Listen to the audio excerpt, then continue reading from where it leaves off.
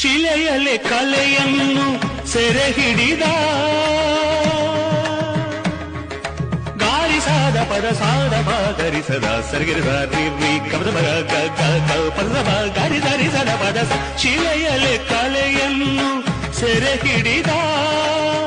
ಕಲೆಯನ್ನು ಶಿಲೆಯಲ್ಲೇ ಅರಳಿಸಿದ ಉಳಿಯಿಂದ ಮೀಟಿ ಹೊಸನಾದ ತಂದು ಹೊಸ ರೂಪ ತಂದ ಕಲೆಗಾರನ